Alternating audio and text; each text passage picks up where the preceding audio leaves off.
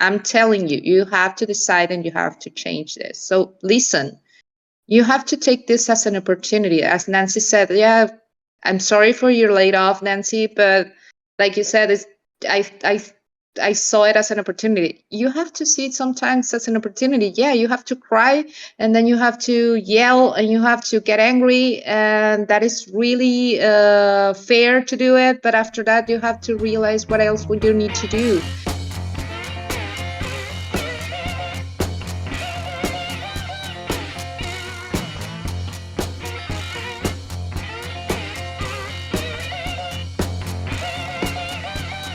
So our featured speaker today is an MIT Bootcamp Innovation Leadership graduate with experience developing innovative projects within the food and beverage, personal care, produce, health, energy, and automotive industries. She recently took a role as a cybersecurity business developer and customer success manager at Propolex, helping businesses accelerate digital transformation through customer-focused cybersecurity and smart data solutions. Selene, it's a great pleasure to have you as our featured guest today. Thank you so much for taking the time to share your journey with us. Thank you for inviting me. It's a pleasure to be here too. So just, starting off, getting a little bit of your background, I was wondering if you would tell us a little bit about your experience growing up and maybe some of the early life events or mentors that you feel really influenced you personally and professionally. Oh, well, in this case, it might sound a little cheesy, but my top mentor, if I talk about one of my mentors, it was actually my father. When in my early life, of course, he was a very respectful doctor in the town, but primarily to me, he was a perfect father. It was kind of a very special growing up with him, because he never treated me at first. He never treated me like a girl. He got two girls, but he never treated me like when you grow up and you have to be a nice girl, you have to use dresses and you have to go to gymnastics and go to ballet, and then growing up and being a beautiful woman, and then I don't know, get married and stuff. So he wasn't like that. He was like, you're a human being and you're here because you have to grow up and you have to face the real life and you have to do the things that you have to do once you grow up, because the world is different from now on. So he started to focusing me like, you have to study, you have to go to college, you have to know what you want to do, you have to work if you want to go grow big, you have to work harder if you want to go bigger, and you have to fail if you need to fail. So I think for me it was pretty like growing up, it was pretty neat in that. So my father was one of my mentors, and when I was in college, when I was trying to get some focus on getting some decision, I used to call him a lot. He's not right now alive, but for many years he was one of my mentors. It was special. Thank you so much for sharing that. I'm so sorry to hear your father has passed. One of the things you said that he taught you was to fail if you need to fail. And I think that's especially in, high levels of success, business or entrepreneurship, that's a very important skill to learn how to cut something off when you realize that it's not going to work. Do you have any examples from your career path or your outside work or anything like that, where you've had to pivot or drastically change something based on realizing that it wasn't going to work? Yeah, actually, it was something very particular that happened when I was doing the bootcamp. Actually, when I started the bootcamp last year in June, I was working on the paper and packaging industry, and I was working there for over 8 years. I was with them like mostly 4 years being a customer success manager. suddenly it was kind of a change in the company, and I got laid off. It was 2 weeks after I was like doing the boot camp, and I was like, oh my God, what am I going to do? Am I going to continue doing the boot camp? What am I going to do? Should I change priorities? Should I do, I don't know, what should I do?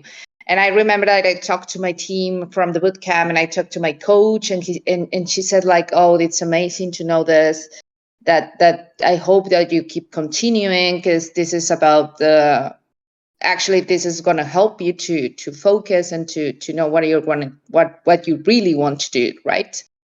So after that, it was kind of the kind of change that I needed. So the working for the paper and packaging industry is just manufacturing, and is just like it's an industry, very traditional industry. You're never gonna, it's very difficult for you to do something new there, because it's really only about paper and cardboard, and nothing changes, you know. And once when I had the opportunity, I just realized that I didn't want to work for a company anymore. I wanted to start my own projects. I realized that I didn't want to work in a traditional company again, and I wanted to go on tech.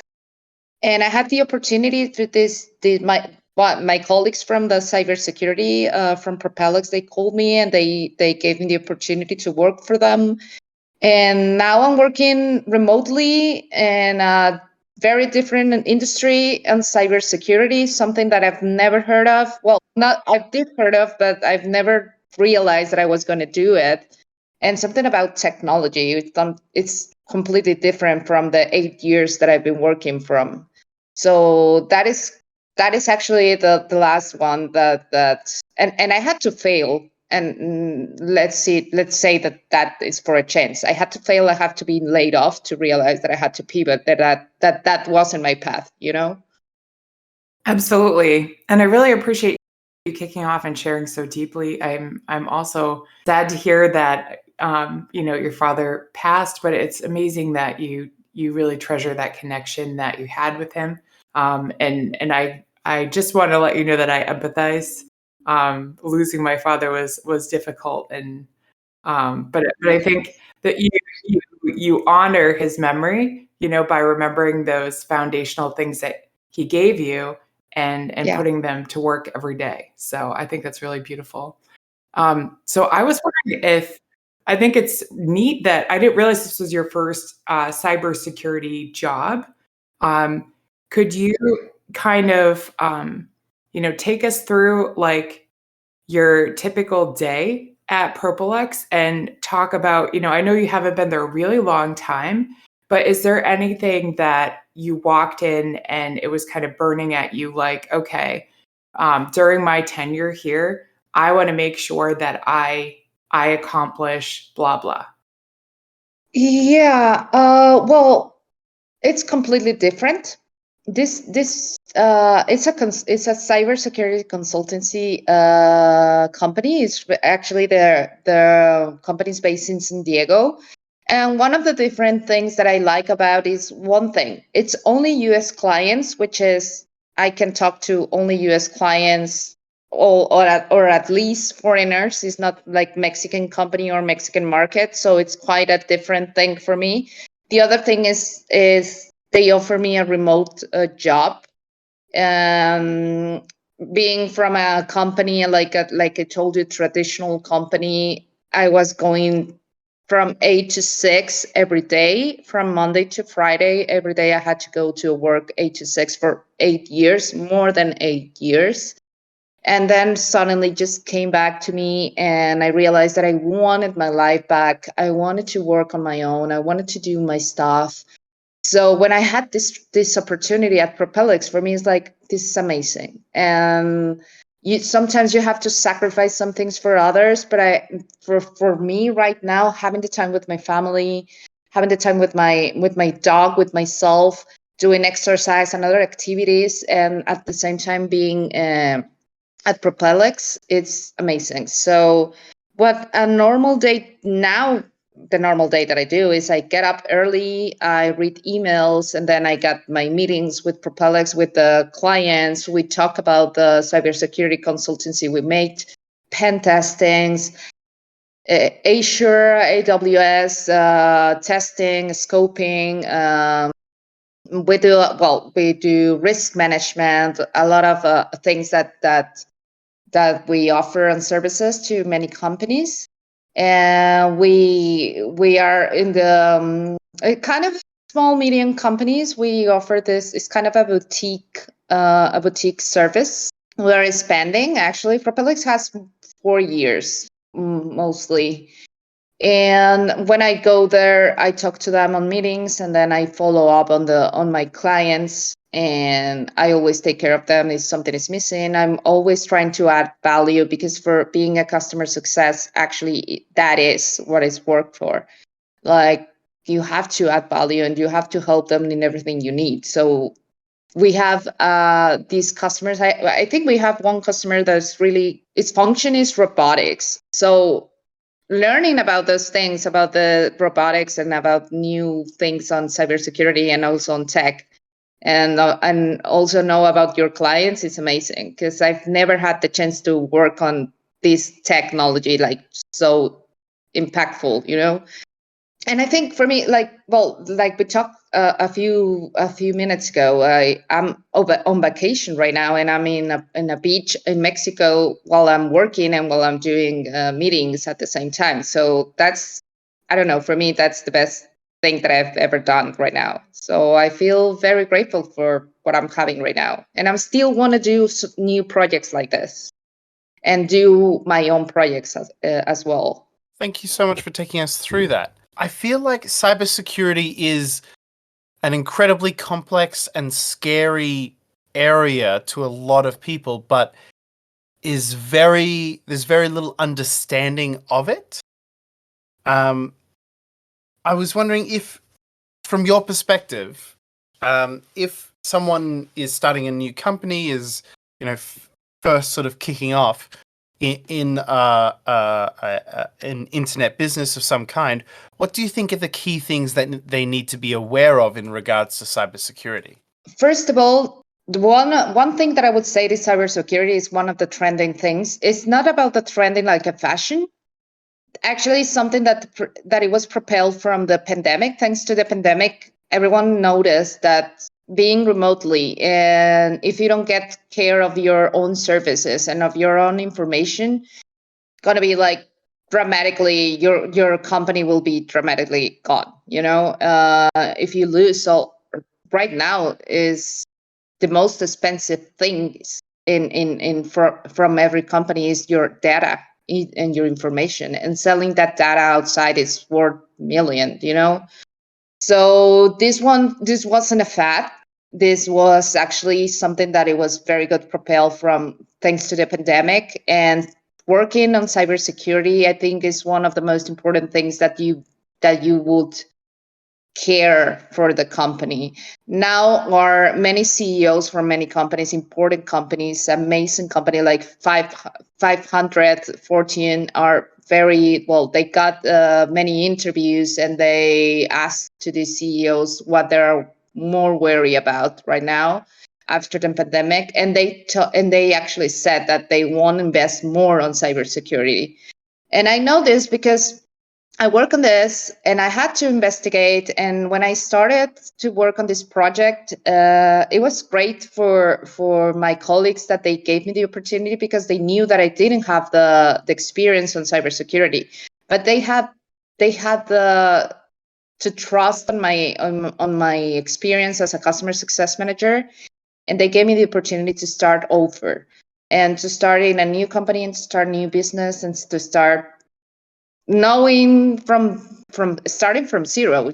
So I had to learn myself on cybersecurity.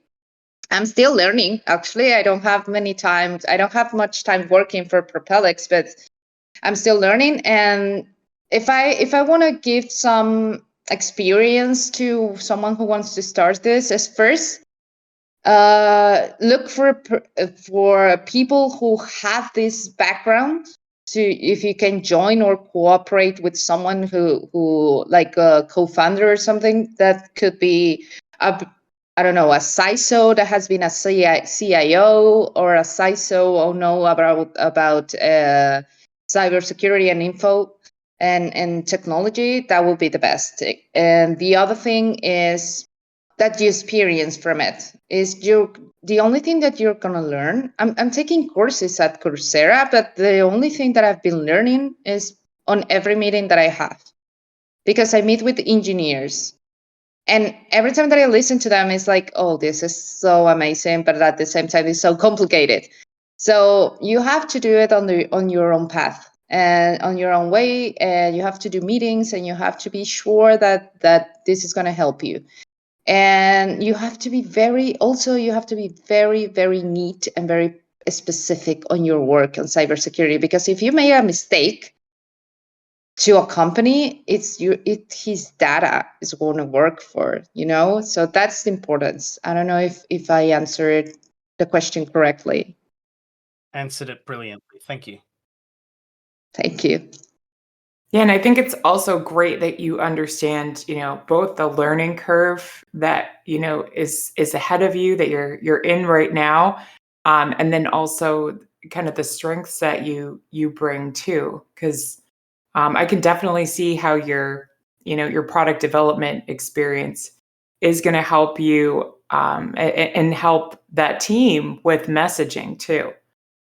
So I don't know if that's how you see it, but as someone that has worked in a role with engineers before, even if I didn't entirely understand what was going on, I understand like what you're saying, like the need for precision, asking really good questions, not being afraid to say that you don't know something, and then helping the whole team work together. So I think they chose the right person from what you're telling us. It was amazing when we had the interview, because they say, we don't know anything about customer success, but we know we need one, and we want someone with experience. And I said, okay, I think it's the same thing. I don't know anything about cybersecurity, so we're both helping each other, That's wonderful. Yeah. So I have a question for you. Since you did attend one of the MIT Bootcamp programs, I was wondering if you could tell us what prompted your interest in attending, and if you found any of the tools from the disciplined entrepreneurship framework particularly useful. Well, when I was actually looking for at that time, when I was actually working for the paper and packaging company still, and as I told you before, that I was laid off later. But I was feeling stagnant in my job, and I was feeling stagnant, like being for 8 years in the same company. For many people, a few people would say like, oh, that's a lot, and another people would say, no, that's so, like 8 years is so little years, a few years. But for me, it was a lot. And I was feeling stagnant, and I was like, I don't want to do paper and packaging. I want to do my own business, but I don't know anything from anyone, and I don't know any other things that rather than packaging. And I don't want this. I don't want to sell cardboard. I don't want to sell boxes and forever. And I want to do something different. So I did, before doing my bootcamp, I did a master's that it helped me a lot, but I wasn't feeling completed, like that I completed all my journey of learning journeys. This MIT Bootcamp. And one of my colleagues, I remember that he went to an MIT Bootcamp, but he went personally, and he came back like really glad, and really like he actually pivoted. He sold his company and start over. So I said, like, I want that. I want something that can propel me to do something else. So I had the opportunity to come to the MIT, and then I got laid off 2 weeks later. And after that, it was, I think this is the opportunity. Maybe it sounds really bad news, but I think this is the opportunity to change, And when I was working with my team, learning about the entrepreneurship framework, watching all the videos and see like how you can start with a problem. You find the problem, and once you find the problem, find the solution, and you will actually learn that you'll have like more than 5 solutions for that problem. So for me, it was like, oh, it was like an eye opener, It's like, oh, I didn't know that I wanted that was easier, because I always want to do many things. I always want to do, I want to invent this. I want to do this. I want to go there. I want to go there. And I said like, oh, no, focus. And the MIT Bootcamp helped me focus. And that's when I just, for me, it was an eye opener and that's what I just cried for a night when I was laid off. And the next day I was like, oh my God, this is so grateful, And I'm starting from zero, like I told you, and I'm feeling really nice. I'm feeling really great. And I'm really glad that I took my MIT bootcamp, and I'm surely gonna I would recommend it to everyone. And I had a lot of networking. I had a lot of colleagues from there, and I know that they're very interesting colleagues, very smart colleagues. Knowing them online from India, from Colombia, from US, from Korea is like, wow, it's amazing. So yeah, it was an eye opener for me, the MIT and the entrepreneurship. And that is the reason why I want to do my own projects right now. And I'm starting to working on a few ones. That's so interesting. Thank you so much for sharing that. I definitely understand the feeling of like getting buffeted back from something you were doing or something you were interested in, and then being like, all right, how do I turn this into an opportunity? And it sounds like you did an amazing job doing so, turning a negative situation into a win for you, into like a very interesting new opportunity. I think that's so impressive. Yeah. Given that, one thing I wanted to ask you about is how you define now, in your eyes, how you define success for yourself personally and professionally. You talked a little bit earlier about working remotely, and you've talked about wanting to change your area of knowledge and everything like that. But what are the characteristics that you define as your success?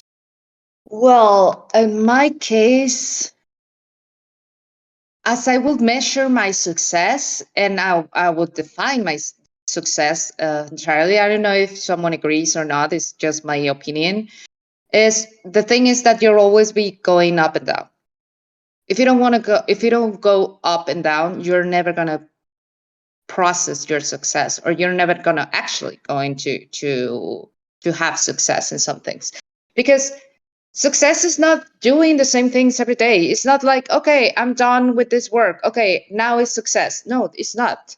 Success is failing, is realizing that you failed, and then you have to go up to do the success.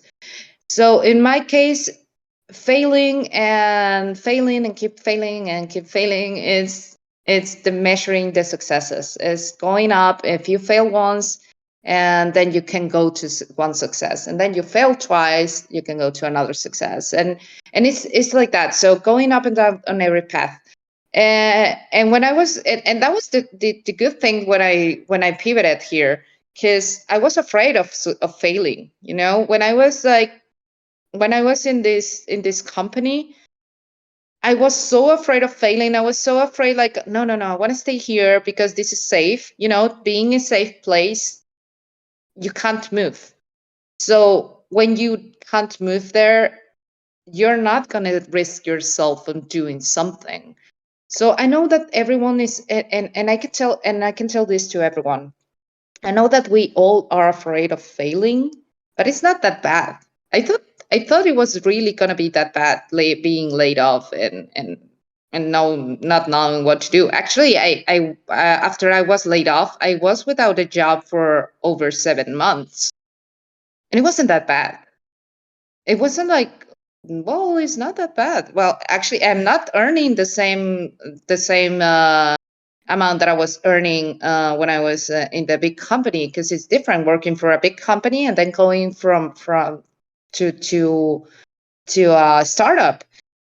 But it's not that bad. It's like, actually, that is my opportunity to be successful in another company, in another area. And I think, and that made me realize what I wanted to do. So that is for me success. And for me, in this case, measuring my success is doing the thing that I'm doing right now, failing on this and successing on the work that I'm doing, that I want to do. Actually, I want to do success right now. And that's it. That's how, I don't know if everybody thinks about that, but I think that's how I measure it. That's wonderful. I mean, the beauty of this question to me, honestly, is that we have different ways of measuring success. But I really appreciate your perspective.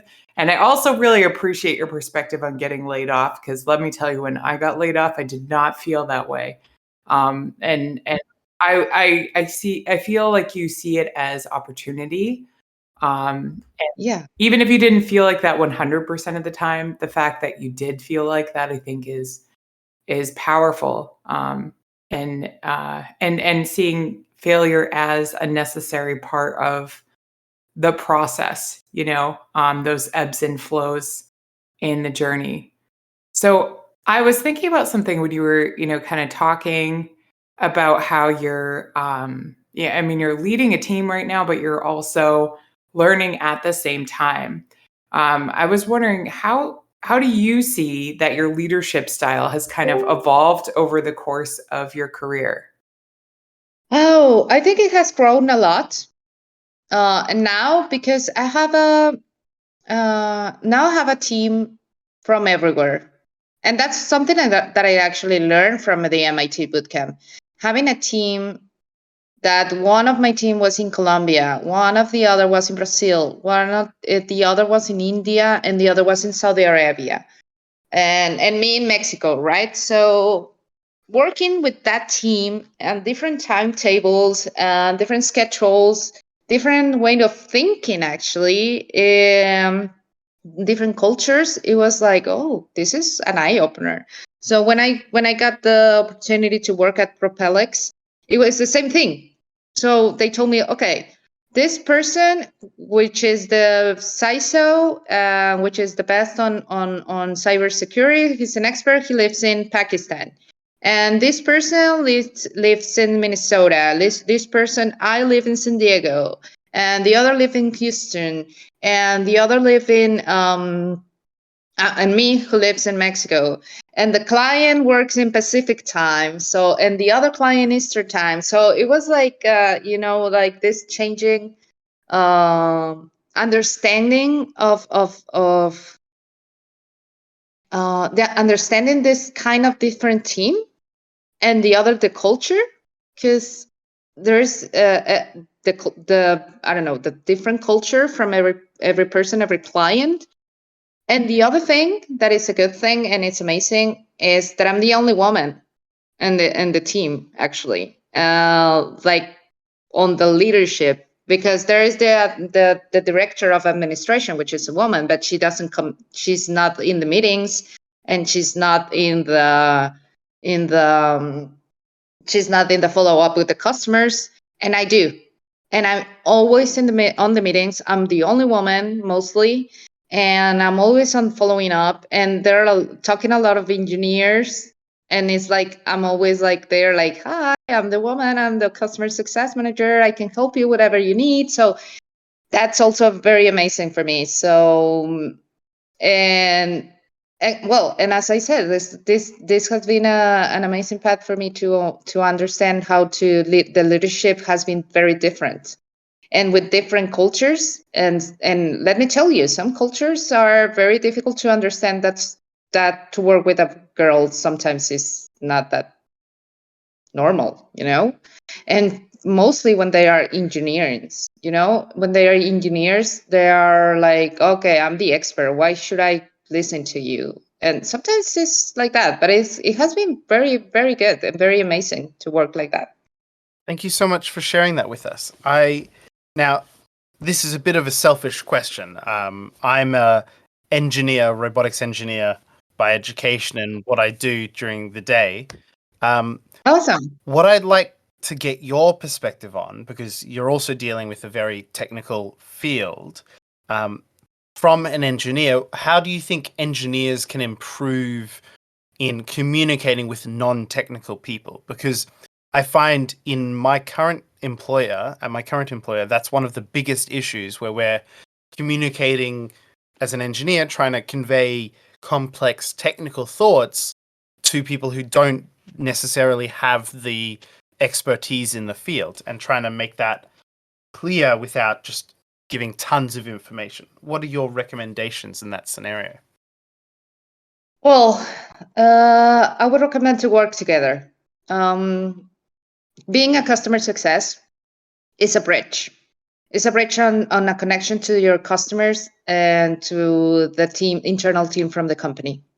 So you are the face. As a customer success manager, you are the face from the company. If something goes back, whoever has the fault, you are the face. In my case, if an engineer or some of our internal team has a problem, what I do is I had to communicate to them. So in my case, I'm not the expert, as you said. I'm not the expert on doing this, but when they are open to understand, and that to help you understand yourself, it could be pretty easy for you to understand and to help them. So in my case, it has to be always to understand that nobody is like you. For me, engineering, and most of all, you and technology engineering are like the most intelligent person in the world. And sometimes they have to understand, or they have to be open, that not everybody have the same technical language or technical knowledge, so working together every time and having a best communication, it will help you be open. For example, I have been working with one of the experts, which is the CISO, which is the Chief Information Security Officer. And he has been very open to me, to explaining me things in a very neat language. And that is experience, actually. And when you realize that when you're working together with team that is not like that technical, that has that technical language, understands you, that it's different. So he has been very good, and he has been very good with the clients because of the same thing. Not all the clients have the technology knowledge that you have. So that's what I would recommend, that you have to be, at least you have to be first socialize, and second to have a team also with not the technical knowledge. So then you can understand the other side of the coin, So that's what I will recommend in my case. Thank you for that advice. I think that's a great answer to a kind of a big question. And I was thinking about something else too, as you were talking about. I know you've had, experience in a variety of industries, and I was wondering if you see a theme in yourself, maybe, that's allowed you to work across all of those industries successfully.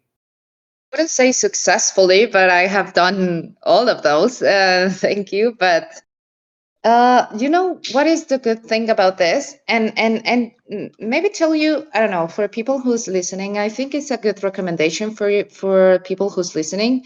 Doing a lot of things from one to another, change every time. I would recommend it, because you will definitely know what you really want to do.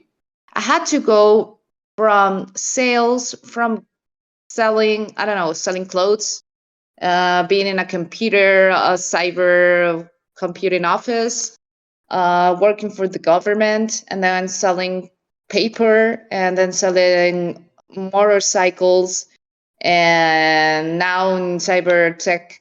That made me realize what I wanted to do and what I didn't. And I was doing, and I wasn't And all this time, I wasn't a customer success manager. I was doing a lot of things. I was events manager. I was an administration officer. Well, office manager. I was a project manager. I was sales in some of them, and I was actually government assistant. And in all of those, for me, it was amazing because I realized what I wanted to do and what I didn't, and I don't want to go back and do those things. I'm so grateful that I did it, and I enjoyed it, and a few of them I had really good success, and not all of them I got the success, but it was a learning process. And now I want to do what I'm doing right now. I really want to do it. I really want to work on tech. I really want to do my own projects. I really want to start something from my own. I really want to keep doing cybersecurity because it's really important for me to understand this business because it's amazing. I don't know if I'm going to do it for a long time, but at least I want to do it right now, and I want to learn from it. And that is what I wanted. That helped me in all the path that I did, that I had to do to know that I'm sure what I'm doing right now. So that would be a recommendation for people who are early, I don't know, in their early journeys in the college, or maybe don't know what to do, is going to MIT or go doing an MBA or living abroad. I don't know. I would definitely tell them to do it. I will definitely tell them to experience it, because if they don't experience, if they want to, if they want to know if they want that or not, but they have to try it. So that would be my recommendation. Thank you so much. I really appreciate that. And I feel like it is so powerful to try a variety of positions and a variety of like areas of industry and things like that to really understand what you want to do as an individual. And I think that's very, very powerful advice. Now, you've talked about, your background so far and a lot of the interesting projects that you have worked on or want to work on. This is more of a theoretical question, but being someone who has quite a variety of interests and talents, is there a problem that you're not working on currently that you'd like to use your knowledge and passion to solve? I don't know if I got the question clearly, like if I have a problem right now that I haven't solved. It's more like if there's any issues or problems that exist in the world that if you weren't focused on what you're doing now, that maybe in the future you'd like to work on. Is there anything that makes you feel fired up or passionate? Oh, yes. Yes, of course. One thing is education. In my case, all the things that I've done, wanted to do an MBA, doing a master's, going to MIT, is because I want to learn. And I always want to keep learning and keep learning. And for me, education is the best thing. And the only thing is that here in Latin America, well, mostly in Mexico City, in my case, Mexico, the cost of having a higher, very good education is really costly. So not many people have this ability. There are many intelligent here. There are a lot of intelligent people, but they don't have the resources to go to have a very good education. So they go to public schools.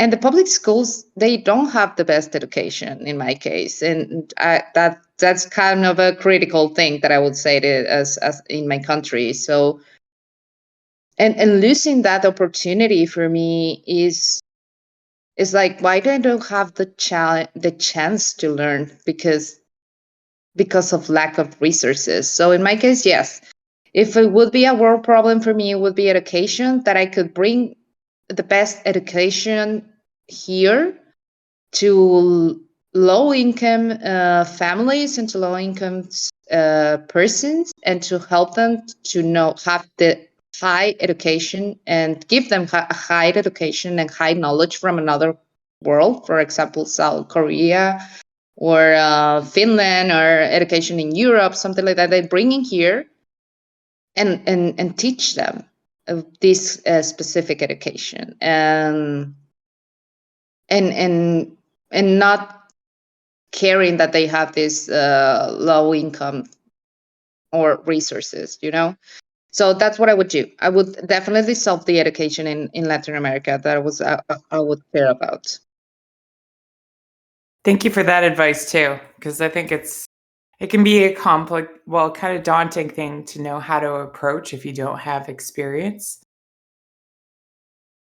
So I know we kind of asked, how you find purpose for yourself, but I was wondering, clearly you kind of indicated that your work-life balance is pretty good right now.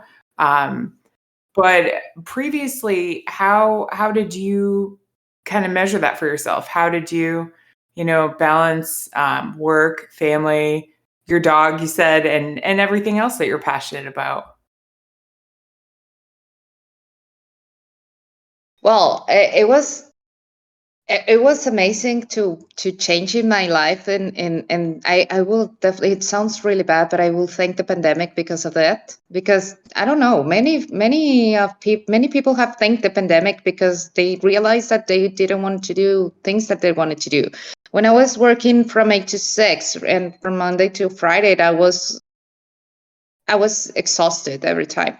So I came back home exhausted. Being exhausted is like I didn't want to do anything. I didn't have the time to do to go to the gym or to do some activities and exercises. Didn't want to go out. Didn't want to socialize. And the other thing, and this is most for Mexico, because we have, by law, we don't have many vacations. So when I was working for this company, I didn't have many vacations. So when I want to go to a different country, for example, I wanted to go to Spain. I had to, and this was an experience. I had to accumulate my vacation for over 3 years for me to go to Spain to have a real good vacation. So for 3 years, I didn't take vacation. So it was like, when you see it like that, it's like, what? It's like you're working and you don't have vacation, and I don't know. So for me, I was feeling exhausted. So when the pandemic came, and when we had to be, well, we have to be in our houses, I started to balance my work, and I started to do some routines. So in the morning, I have to take my dog out for a walk, and then I have to come back. I have to read my emails. I have to do this, and then I have to, I have some meetings while I'm doing my breakfast, and then I have to cook the meal, and then after that I will take my dog out again, and after that I will do activities home, right? So I started to do the routine, and I realized that it was very helpful to do it, and I started to like it, and I started to feel actually more sad because I was working 8 to 6 from Monday to Friday, and after the pandemic, they actually came back and told me, you have to go back to the office. So I said, I don't want this. I don't want this. I'm pretty sad. I don't want this again. I don't want to go back. And when they let me off, I felt very sad, but I felt very grateful because it's like if it wasn't for them, I couldn't resign, so they helped me do it. And now that I'm having this that I'm having this project with Propelix, now I have this routine again. I take my dog out 2 times, 3 times a day. I have my breakfast. I have my tea. I sometimes read the emails when I'm having tea. My morning tea. I can go and read a book outside and go to the park, and I can travel, and that's a very good thing. And I was traveling yesterday. I was on the plane, but at the same time on the plane, I was answering emails. So that's for me, that's my balance right now. And I'm trying to do more routines right now. I'm trying to add more routines in my day, but that's the balancing work that I'm having right now, and it's amazing. I don't know if it's a good recommendation for the people who's listening, but it's amazing. I think it's a very good answer to the question, for sure. Thank you so much. I do find that a lot of people are saying working remotely and working on something that they're passionate about are two things that deeply allow them to be themselves and to live their own life. If I'm currently, I spend 3 days a week, I go into the office and I spend an hour going to the office and an hour coming back. So I lose 2 hours a day for those days. And I feel like remote work frees your time up a huge amount. Do you think that this is something that's going to progress more and more? We're going to be going more and more remotely? Or do you think, from your perspective, that people will go back to going to the office regularly? Well, actually, I think it's going to be more and more of that because there is a wave coming, right? You already know that the big resignation that is going on in the U.S. is also happening in Mexico, in Latin America. Many people, they don't want to work on like you. The traffic in Mexico City is terrible. So I know what you mean, like taking an hour going to your office and taking another hour going back to your office. I used to do that. And sometimes I used to change my car and started to walk to the office because it was quicker, So I know what it is. Many people had the chance during the pandemic to realize about it, and I think it's like people is pressuring the companies to do it. I'm not saying that remotely is going to be the everything that you need, because I do believe that having a hybrid job is best, because you have to socialize, not like doing on your own and being on your own and just working on meetings virtually and connect with people virtually is good, because making connection, it will help you to build your own character. So, and it will help you actually to decide and do more focus and do more things in your life. So I would say that a hybrid job is the one that is offering, is the thing that is growing more, and is less expensive for many companies. Having people in their offices sometimes is very expensive.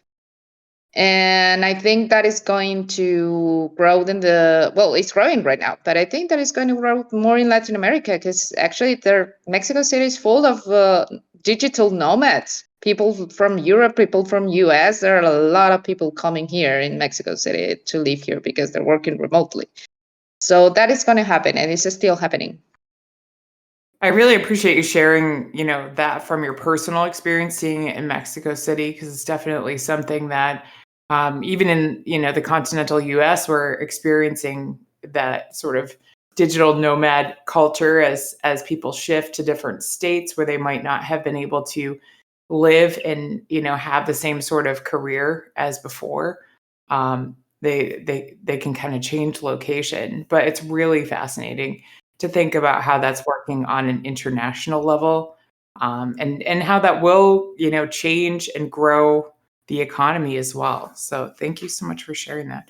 I wanted to just read aloud Claudia's statements just in case you didn't have a chance. So on the questions and discussion text channel, I think I forgot to mention to you, we do allow people to kind of, chat during the discussion. So she just said, as someone else from Mexico speaking English and having access to free online opportunities for education is a game changer when money is an issue. And she agrees with you and says there needs to be a culture teaching people how to work remotely, especially mid-managers and directors. People need to ask themselves, am I needing people at work for me or for the work? And I mean, that's something we're definitely going through in the US too, but feel free to share your perspective on that. Okay, Claudia, nice to meet you. Thank you for the question. Yeah, no, I definitely will say no. Because when I was a manager, I was having a director who was my boss, my director, and she was micromanaging me. And that is called micromanagement. So when you're like having your people in your office just to see everything that they do is really bad, because the culture that you are doing that is toxic, first of all, because you're checking everything that they do. That is one thing that is really bad. The other thing, you make your custom, or make your team, you make them to be more dependable of you, because you're going to check out every time. And the other thing is, like, they're grown-ups. They have to, like, you, if you trust them and if you hire them, and once you interview them and you know that they know their work, you need to trust them and that they will do it. And I think you don't need them like every day. You need them to do their work. It's just stopping paying for the hours in the office. Just pay for the job done. Once you pay for the job done and the mail sent and the success and the results, I think that's the best, being a director. And I think you're going to be a best director to trusting your team. That is the good thing, to be a good leader and a good director, to trusting your team. And believe it or not, once you're managed, when your team does the result, it's going to be good for you, and it's going to be good for them too. So I don't know if I answered the questions. Yeah, I'll jump in. I added that question especially because I've been CEO for almost a year now. Awesome. And while I promote a fully remote environment, because like we've been working remotely for 2 years, Yeah. the work hasn't stopped. But I have a lot of mid managers and directors that do not believe in remote work, and it's really hard for them to let go, Yeah. and to realize that people are going to be like, they are able to go get a coffee, but that doesn't mean that they're going to neglect the work. I mean, there are people that do, and those are separate cases. But I try to question them in this regard to, are you really needing people here because it's indispensable to have them here for work, or is it just your need to, like you said, micromanage? And it's, I don't want to say that it's a generational issue, but it does present prominently with some of the more elder directors. Yes. And we had to reach a hybrid model per director basis in order for this to work. Because if it were up to me, I would only require people at the office for special events like town halls or actual like mixers every now and then, and not on a day by day basis. So we had to reach an agreement on a hybrid model, because otherwise my directors were not feeling comfortable leading the team. Yeah. And definitely, I agree with you. Doing a hybrid is the best thing you can do. Like I said, and I'm still defending that, is not going virtually all the time, is because you have to contact yourself with your team, and they have to trust you, and you have to trust them, and you will feel free. And let me tell you, when I was working at the office 8 to 6, I just want to tell you that, I don't know, maybe I missed 0.5% of the time doing gossiping, going saying hi people, going taking a coffee, having a breakfast, and they still were paying me for the full time. So what is it worth? Maybe working the 4 hours, but I'm doing really good work. So that's what I think. Absolutely. My girlfriend says that it used to be when you could do like very occasionally one day from home, but 4 days from the office. She says that it used to be you'd have one day where you get nothing done because you're working from home. Nowadays, the reality is you work from home 4 days and you're in the office one day and you get nothing done during the day that you're in the office because, everyone wants to talk and you're like trying to get things done, but you've got interruptions happening all the time. Whilst you're at home, you can actually seriously concentrate. Yes, and definitely I will say that. That totally agree with your girlfriend. Now, we are at the hour, but I do have one more question. Do you mind if we take just a little bit longer, or do you need to go? No, that's okay. I can answer your question. Thank you so much. We have one question that we like to have at the end of all of our conversations with people, which is very much you take the question, how makes the most sense to you? But the question is basically, what do you think has been the best lesson or takeaway from your journey so far? / what words of wisdom you might want to leave us with? Oh, my best lesson, it was the pandemic, I think. I don't know. It's like I'm very committed to my work. I worked for 8 years to the company because I was committed to it. I wanted to show the people that I wanted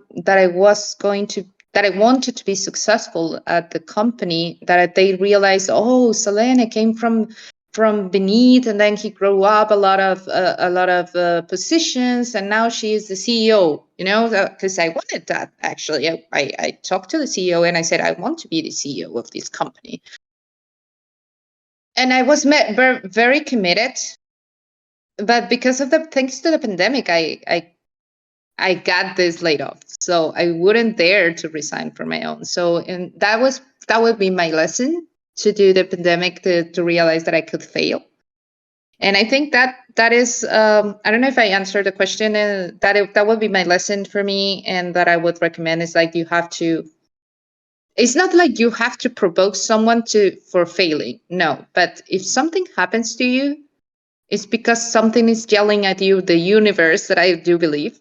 The universe is yelling at you. You have to change this. I'm telling you, you have to decide and you have to change this. So listen, you have to take this as an opportunity. As Nancy said, yeah, I'm sorry for your laid off, Nancy, but like you said, I saw it as an opportunity. You have to see it sometimes as an opportunity. Yeah, you have to cry, and then you have to yell, and you have to get angry, and that is really fair to do it. But after that, you have to realize what else would you need to do, and that is the thing that it helped me. So that would be my lesson: is if you don't decide, the situation is going to decide for you, and when the situation comes, that's that hits on you. That is like the edge, when you have to go to the edge and you have to decide. So that would be my lesson. In my case, that's actually what happened. That I had to go to the edge, and they had to lay me off after 8 years that I was committed. So that's good. I mean, that's such great and powerful advice, and I appreciate your lived experience, but I also appreciate that, like, you realized that you had ownership over, how you were going to deal with that, and that was going to affect your future. And you realized that quite quickly. Yeah. So very wise. Thank you. Thank you for sharing that. Yeah. And thank you so much for making so much time for us today. Thank you. Thank you for inviting me. It was amazing, the talk, and I wish I could have another hour for you. It was amazing. Thank you for inviting me, and let's keep connecting, and thank you for the people who joined. Absolutely. Yeah. And please, let us know what you're looking for too, because this is a really powerful network. And I don't know if I told you, but Founders Voyage obviously includes bootcamp alumni, but we also have amazing entrepreneurial minded people. So this is an expansion of that group. So let us know who and what you're looking for, and we'll try to help you and connect you to. But thank you so much. Yes. Thank you. And yeah, let's connect. And the people who's connected, please connect with me. I'm looking for people. Claudia, we're from the same place. So let's connect. I want to meet people from here, and let's grow. All right. Take care, everyone. Thank you. Bye. Thank you so much. Thank you. Bye. Have a lovely day. Have a lovely day. Bye.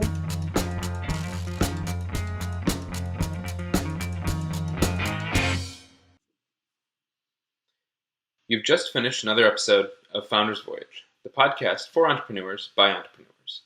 The team at Founders Voyage wants to thank you from the bottom of our hearts. We hope you enjoyed your time with us, and if so, please share this with someone else who might enjoy this podcast. You can also support us by leaving a review on Apple Podcasts and Spotify, and by donating to our Patreon. Outro music today is Something for Nothing by Reverend Peyton's Big Damn Band.